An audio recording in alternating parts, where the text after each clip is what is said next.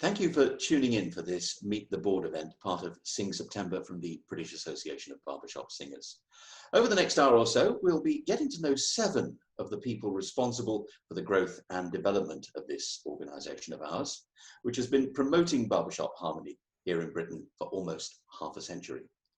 We'll discover something of their backgrounds, their roles and responsibilities as BABS directors, their passion for close harmony singing, and what it is that they bring to this wonderful hobby. If you're wondering who I am, by the way, my name's John Beesley. I've been a BABS member since 2009 when I first joined Capital Chorus in West London, and I'm also the voice of the Harmony UK podcasts. So let's meet our first 2 BABS board members, Alan Hughes, the Vice Chairman, and Dale Kynaston, Director of Music and Education. Welcome to both of you. Good to see you. Good morning. Hello. I think it's fair to say that you are of different barbershop generations, but it's your similarities which strike me at first glance. You're both gold medal quartet singers, and of course you're both from the West Midlands. And I'm just wondering, Alan, as the younger man, you were growing up in a barbershop singing family, as I understand it. I mean, when did you meet Dale, and how aware were you of his achievements in barbershop? At quite a young age is the answer. I started singing with the West Midlands chorus aged 10, and then moved to Telford when I was 11 to go to a different secondary school. And that's when me and my dad joined the Telford Airs, the Telford Barbershop Harmony Club. And at the time, I think Dale's friend Tom was the director at first, and then not long after, Dale became the director. And it was a really amazing time for me. I sang with them from age 11 to when I left for university, age 18. And coincidentally, it was around the same time that Sound Crew, the quartet Sound Crew, were doing really great things. And they all sang with the Telford Club. So really, I grew up with Dale as my chorus director, and Andy Foster, a tenor of Sound Crew, was the section leader. And it was a pretty amazing start to my barbershop career. I remember learning so much in those early years. And Dale, when you were directing Alan on the rise as this young guy was standing in front of you singing, I mean, did you recognise the potential there? Yeah, absolutely. I mean, he was as keen as mustard, and clearly that's stood him in good stead, and he's gone on to do just about everything you can do. When Alan came in, he was a really tiny little guy. He was so small. I'll never forget that. And if you look back at video recordings of some of the contests that we did, Alan was often the mascot kind of figure in there. Alan mentioned Sound Crew, one of your gold medal winning quartets. There's also, of course, been Pitch Invasion, Reckless, and I think the very first one was Curtain Call, wasn't it? That's right. Yeah. Unusually, you came into barbershop through quartets. How did that happen? Yeah, that's right. I was quite heavily involved in musical theatre, so I was singing in a couple of companies in the West Midlands, and I was also in amateur dramatics. Always been singing since I was a toddler, really. But then a friend of mine who was also involved in amateur dramatics invited me along one day to sing with some people, and I said, "It's not that choir thing that you're involved in, is it?" Because he sang with the Telford Airs. And he said, no. So, and we ended up going along to a chap's house who was singing with 3 other guys in his kitchen. Sorry, with 2 other guys in his kitchen. They were short of somebody. And they invited me to have a go at singing the baritone line. They shoved some music in my hand, and it just happened to be Heart of My Heart. And I sang along with them. And the rest is history, because I was absolutely hooked by 3 or 4 chords in. But this was very different. What was very different about it is that barbershop is a very immersive and participative hobby. So the second you start singing it, and you are just completely immersed in it straight away, because you feel that the buzz of the chords that you're creating with other people. There's nothing quite like it, to be honest. Even if you sing other musical styles, which I have done and I get a kick out of, but not quite the same as barbershop, that buzz that you get from the chords.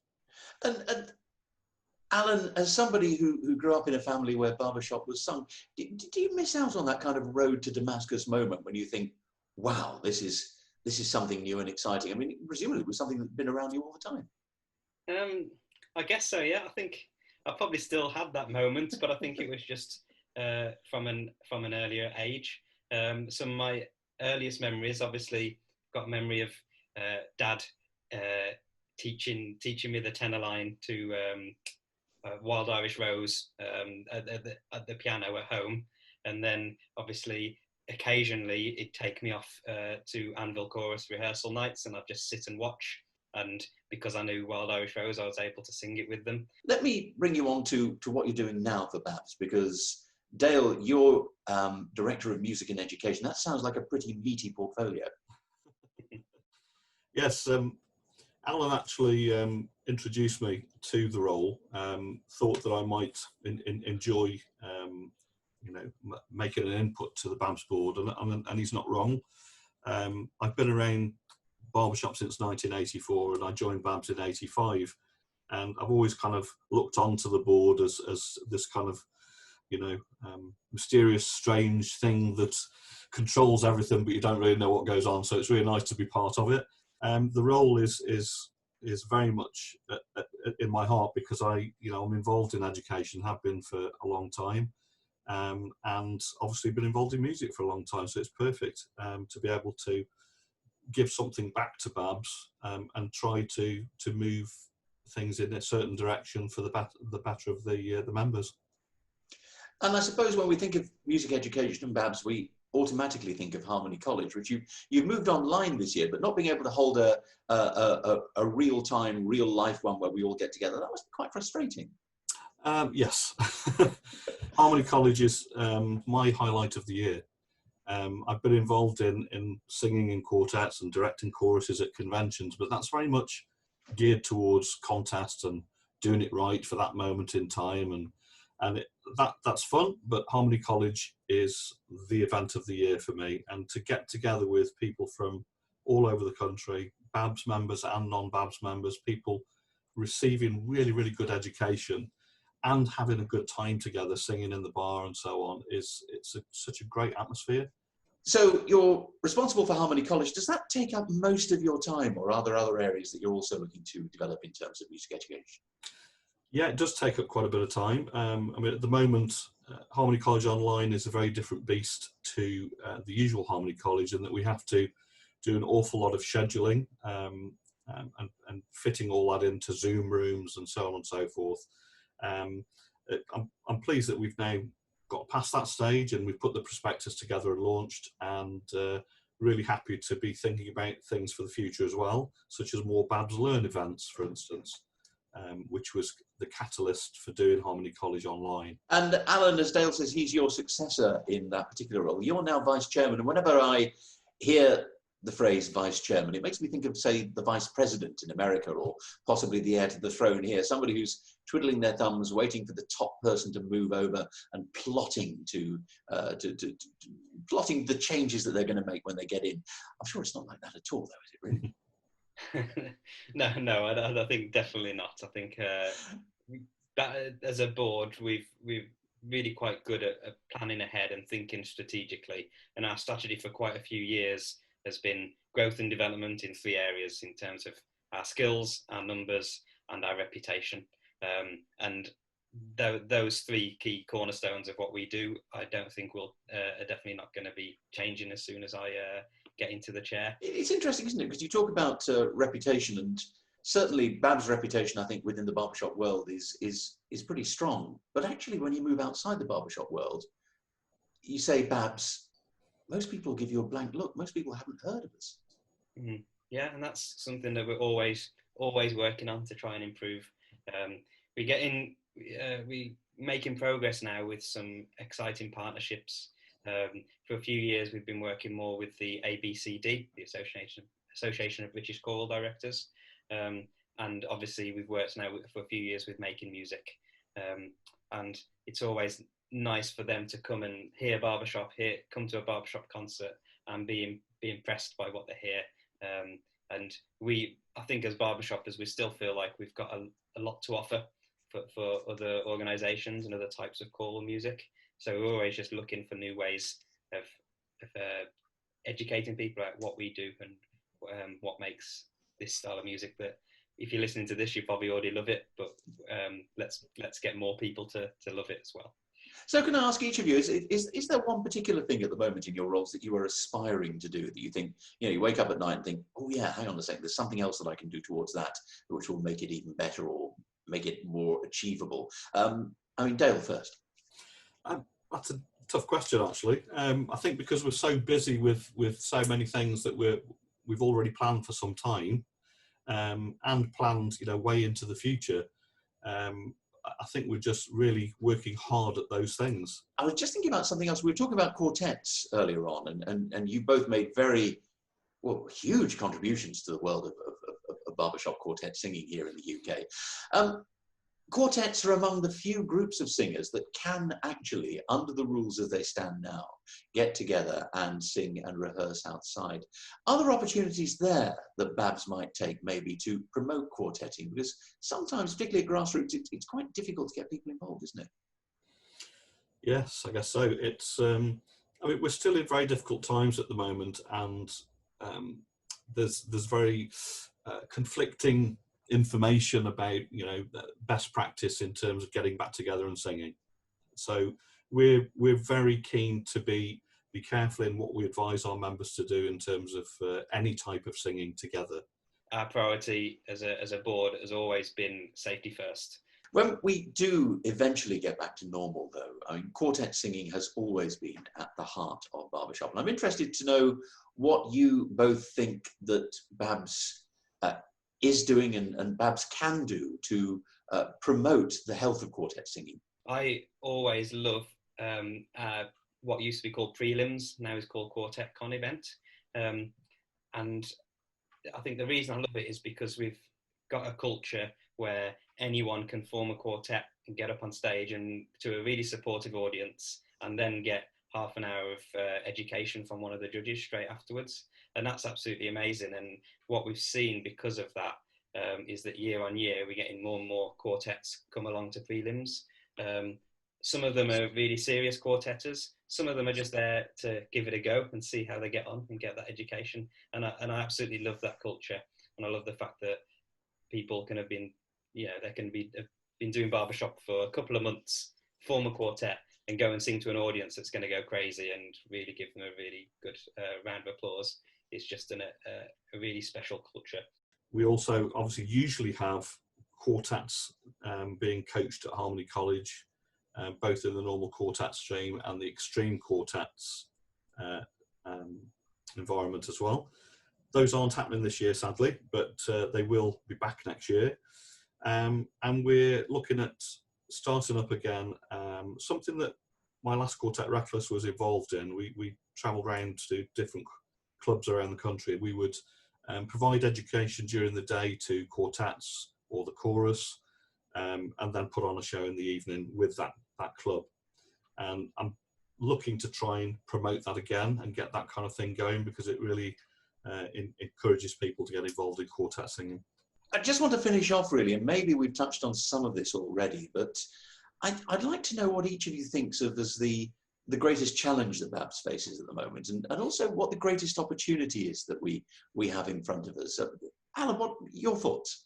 We need to make sure that when we come out of this pandemic, that we've still got an association that's as vibrant and exciting and supportive as it was when we were kind of almost overnight, when we went into lockdown, that was almost taken away. For many years, we were making progress in, I think, all three of those areas that I talked about before. We were making great progress. Our biggest priority is when we can get back to in-person events, is that we just start off where we left off, essentially. And I think it is down to the ability to use technology to augment what we do. So the beauty of what we've been able to do with things like BABS Live and BABS Learn and now Harmony College is that we have people from all over the world involved in our hobby now without having to them get on a plane and get over here, so at the drop of a hat, really, we could organise something and involve people from all around the world to be a part of what we're doing. So I see that as a big positive. We probably never would have done that unless this had happened. So it's a real positive out of the negative. Well, that's certainly an exciting note to end on. A little bit of excitement, which I want to spring on you two guys as well, is an idea. As you know, most getting to know you events or things that you read in magazines or whatever, they'll very often offer people some choices. You choose between a pair of things, and there's no right or wrong answer. You just go with your gut feeling on whatever it might be. Are you up for that? Yeah, I guess so. Okay, some of these might be barbershop related, others not. So let's see, for the both of you, apples or pears? Pears. Apples. Okay. Bournemouth or Harrogate? Harrogate. Harrogate. Agreement there, okay. Lisa or Bart? Bart. Lisa. Oh, bit of disagreement. Okay, here's another one for you then. Crossroads or Main Street? Ooh, that's a toughie. Putting you on the spot, come on. I'm going to have to say Crossroads. Yeah, I could go back to Crossroads again and again and again. Yeah. Okay, and the very final one for you, Messi or Pele? Ooh, I'm going to say Messi. I'm not the biggest football fan, so I'm going to be contrarian and say Pele, just to be That's one that might divide quite a few people. Gentlemen, thank you very much indeed. It's been great to talk to you. So, having said cheerio to what we might call the West Midlands chapter of the BABS board, now delighted to welcome the youth wing who've just joined us. Pippa Goodall is finance director and Peter Bryant is the membership director. But we should also welcome the ever youthful director of administration, Pat Perridge, who's also with us. Pat, hi. Hi, John. Very skillfully worked me into the youth department there. Well done. Oh, we do contrive links here. We do contrive links. Anyway, I mean, it strikes me again, getting the three of you together is like having the engine room of BABS, because money, members, administration, take any one of those away and you don't have an organization. You can't have an organization. And yet, if you don't mind me saying so, none of them sound particularly glamorous. So Pat, let's start with you. So what was it that attracted you? What was the attraction of wanting to join the board to do administration? It's an area of strength, I guess. I can do administration. Before that, of course, you've been involved for many years with your own club in Reading with Thames Valley Chorus. How did that prepare you for this job? Well, about 12 years ago, I knew practically nothing about Barbershop, and then got involved with a Learn to Sing course and Thames Valley Chorus, and it just went from there. And I've always felt that if you're in something, you should be contributing to it. So I contributed in what way I could with TVC. And then when I'd done all the jobs there, my attention turned to BABS. But Peter Cookson is also a TVC man, and so I kept close to Peter throughout his time in BABS, and that was probably Peter was the most motivator as well. So Peter encouraged you onto the board. Tell us about your role then as director of admin. What exactly do you do? Because it's one of those things that it could cover a multitude of sins, isn't it, administration? It does. And I think what I like about an admin type role is it can be whatever you choose to make it. So my core job for the first few months has certainly been concentrating on the Constitution, and I've done quite a lot of work on that. But I just enjoy oiling the wheels, being an influencer, being part of a youthful team is fantastic fun. Before I came on the board, I was always hugely admiring of what the BABS board do. I couldn't believe it the first time I learned there were no paid staff in BABS, because the board do so much and are so effective. And I thought, well, to be a part of that would be a great thing. Pippa, you're the finance director. I was wondering, we've had a very strange year. No convention this year, no actual Harmony College, although there's going to be a virtual one. What does that do to the finances of an organisation like BABS? Well, firstly, it cuts the revenue completely in half. but it also cuts the costs pretty much in half. Because of Convention and Harmony College being our biggest events of the year, they are both cost neutral, pretty much. We budget, so they're cost neutral. So whatever we get, however many people, however many registrations we get for either one, we pretty much exactly spend that amount in venue hire. All of the other costs. Venue hire is actually the highest one, especially with Harmony College. So 2020's accounts are going to look a lot different to 2019's accounts. So whereas in 2019 we had a turnover of around £350,000, this year, 2020, will be pretty much half of that. I think a lot of people feel very reassured by that. Peter, you are in charge of membership, both recruiting and retaining members. How many members do we have in BABS at the moment? Right now, it's hovering around the 2,000 mark. It's been pretty steady around that for the last few years. We had a slight increase last year, which was very exciting.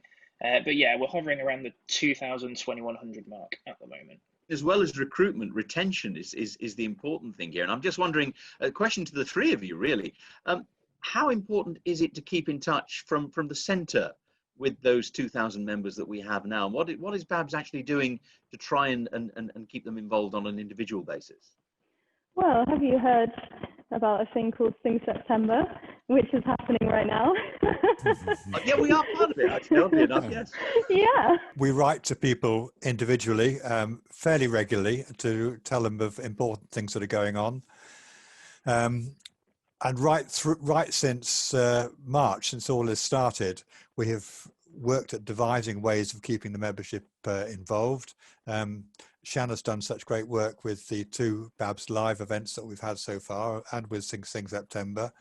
At one point, we created a hardship fund for those clubs that were struggling to manage because of possible disengagement by their members. So we created that, and so through all of these things we've been writing either to chairmen or to members, just to let them know what's going on. How successful has that been? I mean, has there been an increase in the uptake that you can measure, or do you just have to send out the emails and hope for the best? There's a degree of that, but we're getting feedback the whole time from people, and anecdotally the feedback is that at rehearsal level, a Zoom rehearsal level, that numbers are holding up quite well, that people are turning up week after week to Zoom rehearsals, unsatisfactory as they are, and not replicating what the real experience is of singing with your fellow barbershoppers, but people are still turning up and they're still engaged and enjoying what we're able to do for them. Well, let's talk to Peter and Pippa then about the youth initiatives in British Barbershop, because this involves BABS, but not just BABS. I think Labs is also involved, and you can tell me whether Sweet Adeline's is as well. But Fusion normally goes into universities. Universities are opening again. What are your plans?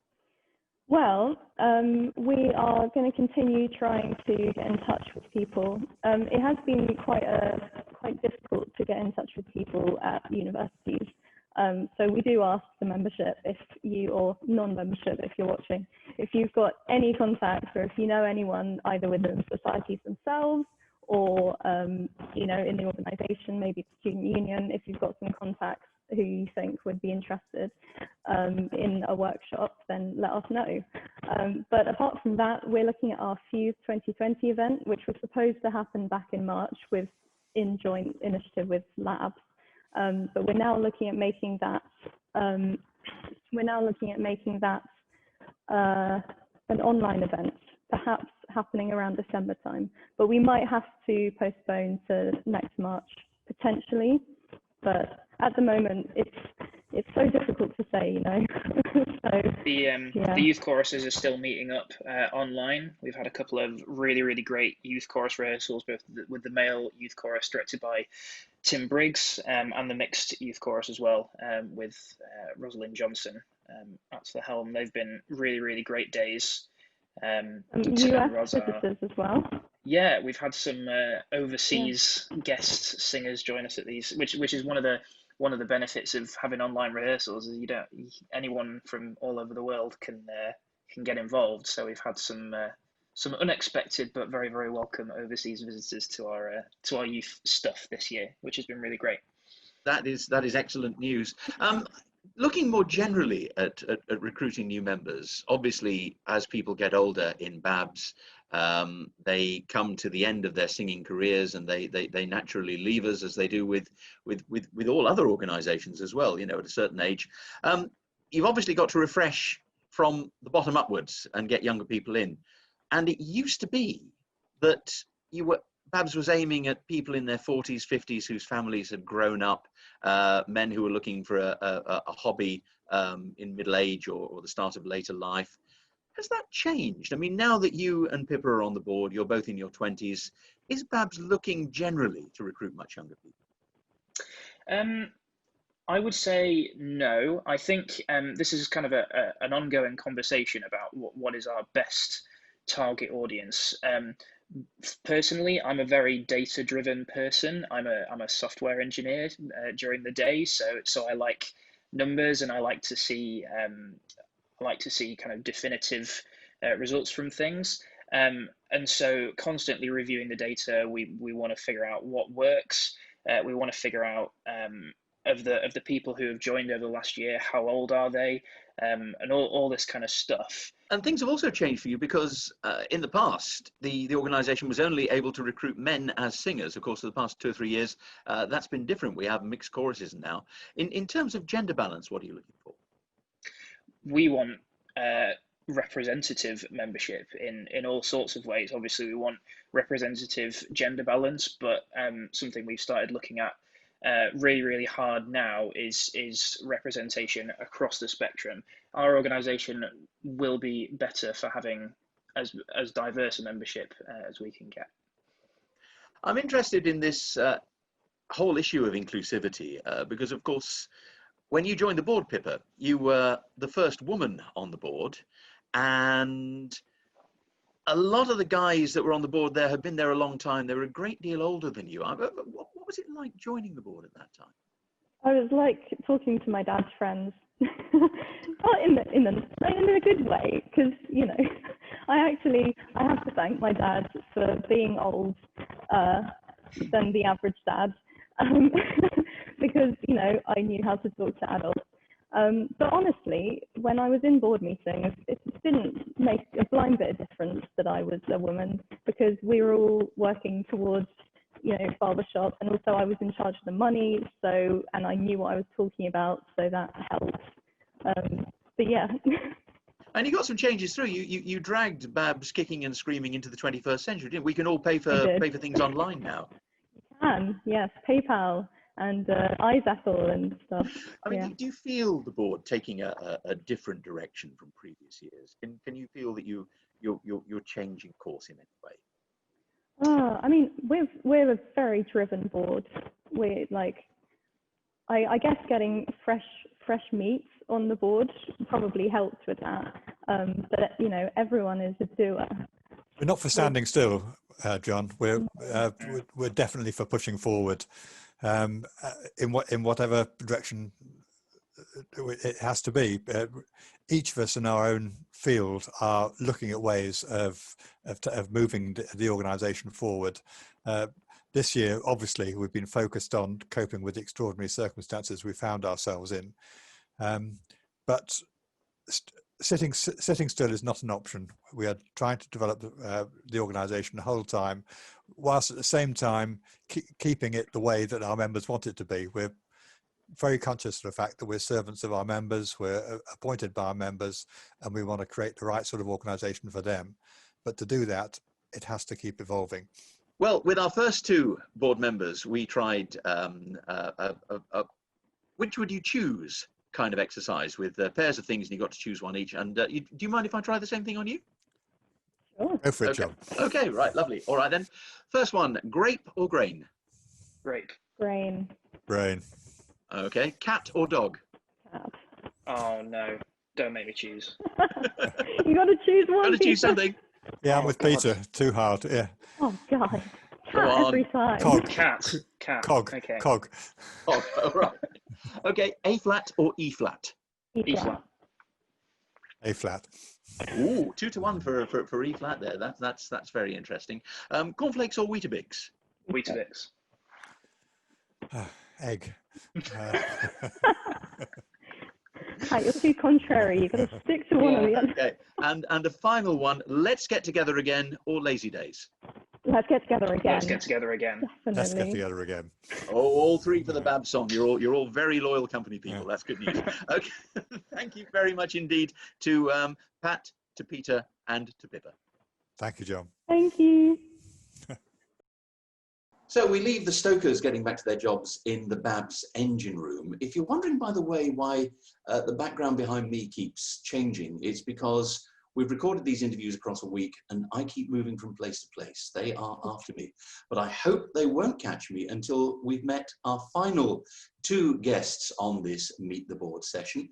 From the engine room, we've moved very much to the showroom of BABS because our two final interviewees are both very much involved in shaping the way that BABS is seen not only by its own members, but by the wider world. So let's welcome Shanna Wells, the Marketing Director, and the Chairman of BABS, Martin Baglow. Hi. Hello there. Nice to see you, John. You too. You must be having an incredibly busy week with SIngSeptember going on. Yes. To be honest, it's been a very busy couple of months, if I'm being totally honest with you. I hope you'll both take a well-deserved rest at the end of this, and it's great to see you looking fresh and ready to go for this session. Martin, if you don't mind me beginning with you. You are the chairman, as I said. I just wondered how do you see that role? How does being chairman, how do you do that? Well, there's lots of things I need to do as chairman. I think the first thing I need to do is to lead the board by encouraging them, by enabling them, by supporting them, occasionally cheering them up, sometimes slowing them down. We're so fortunate in BABS to have people like Shanna.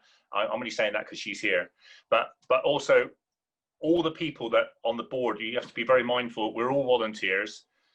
Some of them are putting so much work in, so many hundreds of hours in the course of a year, all for BABS, because and it's all unpaid.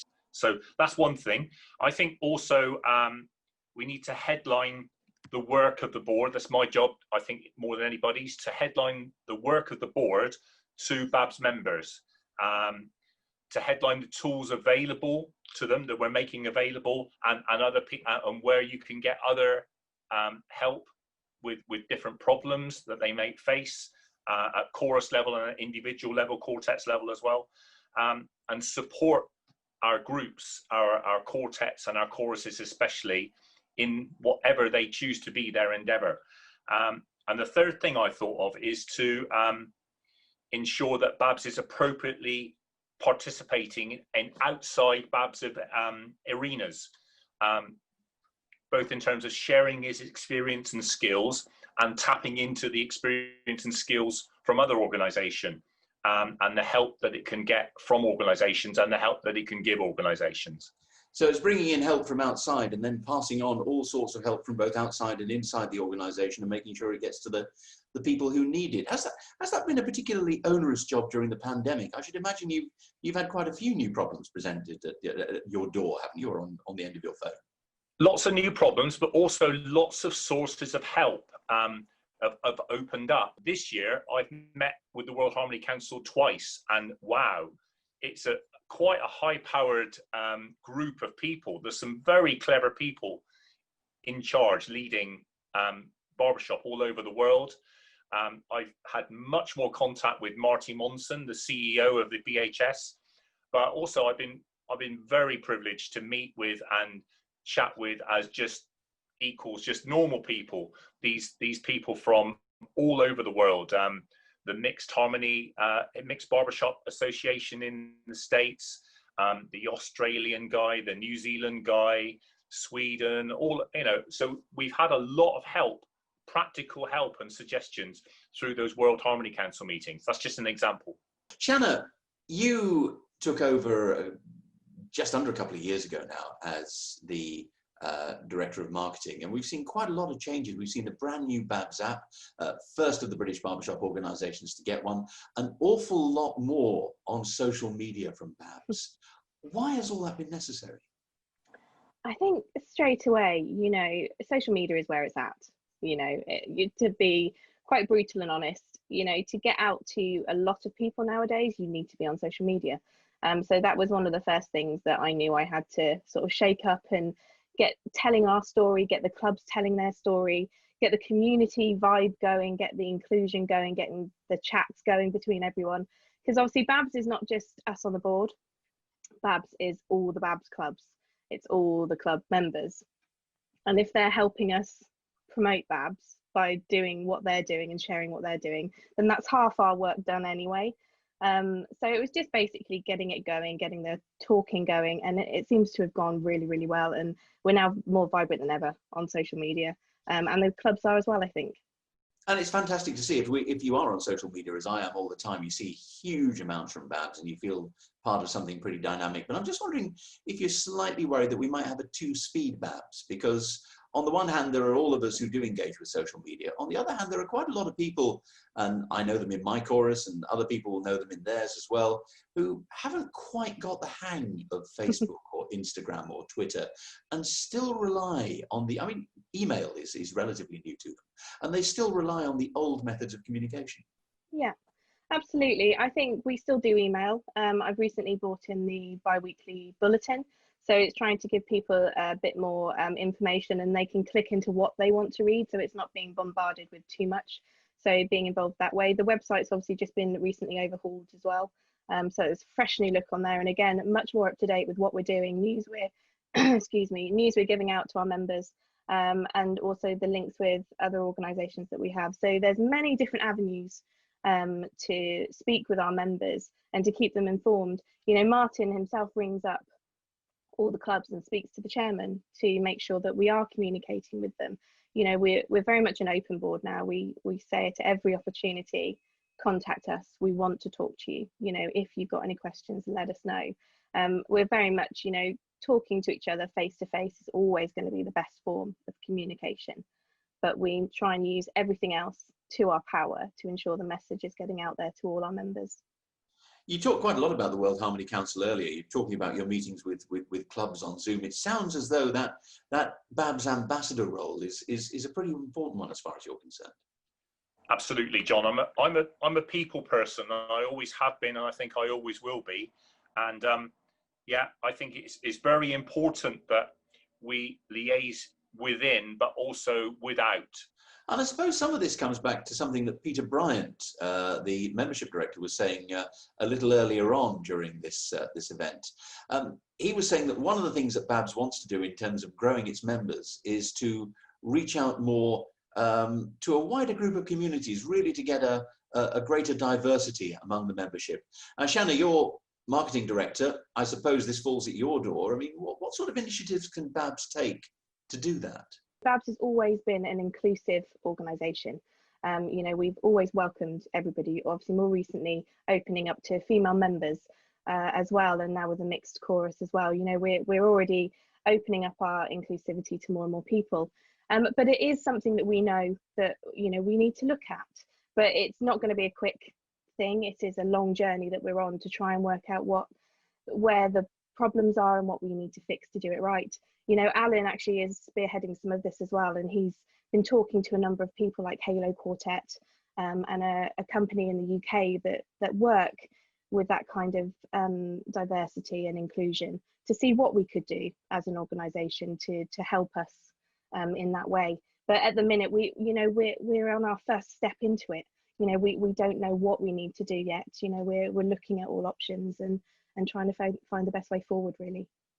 We are all looking forward to getting back to whatever normal is going to be in the future, I'm sure, whenever that may be. And I'm just wondering how you are dealing with the return to normal.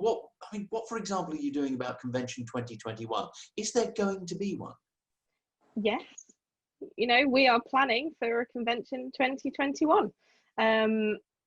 Yeah, we want it so badly. I don't think you could believe actually how excited the board get when we talk about it, and we're dreaming of this moment that we can all be stood in a room singing together. You know, it's something that, and of course that we know that's what the clubs want. So we are absolutely working towards having that. Plans are in motion. You know, we are doing all the normal things we would normally be doing to get convention going, and if something happens that means convention can't happen, then we will obviously be looking at plans B, C, D, E, F, G and H, I'm sure. But at the moment, plan A is 100% going ahead. So how does that work out for you? Do you have sort of two marketing envelopes on your desk, one plan A and the other literally plan B? You've worked out it's cancelled at the last moment. Do you know what? I don't think we've quite actually come up with a plan B yet, to be honest. It's something that we will bring together, and as soon as we know, we will obviously pass it on to the membership.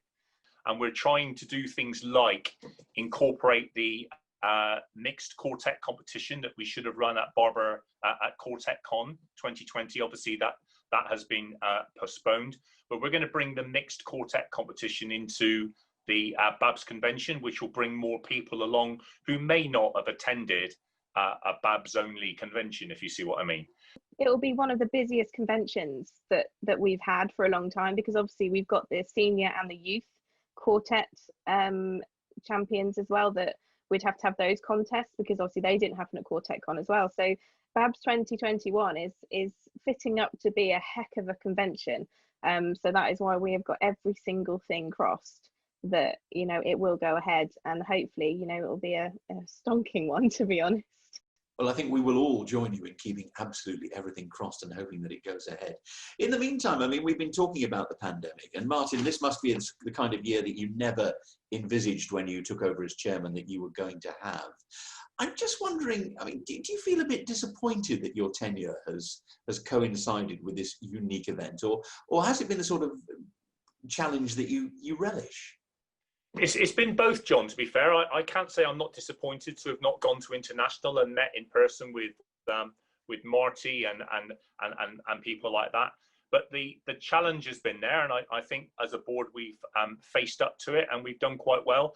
And it has, like I say, brought other opportunities to meet. I mean, it's not quite the same as shaking hands and hugs at convention at the door. I'm very much somebody who likes to be on the door on the busy days at convention. But I have spoken and had questions and given answers to loads more BABS members than I could ever have hoped to have spoken to in any sort of detail through Zoom and through my visits to clubs that way. So a bit of both. Chandler, has there been a strange kind of upside to this for you? Because without the lockdown, we wouldn't have had so many fantastic videos. Everybody's a great kind of pop video maker now, I think, in Barbershop. We wouldn't have had the two BABS Lives events, which were seen internationally. I mean, is there a bit of you that says, actually, this hasn't been all bad?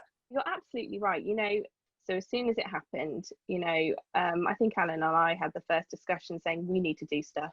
We need to keep everyone engaged. We need to make sure that BABS is not losing its momentum that we had been getting. So straight away, Rob Foote came up with this phenomenal BABS Live idea, and we just all signed up instantly and went, yep, let's do it.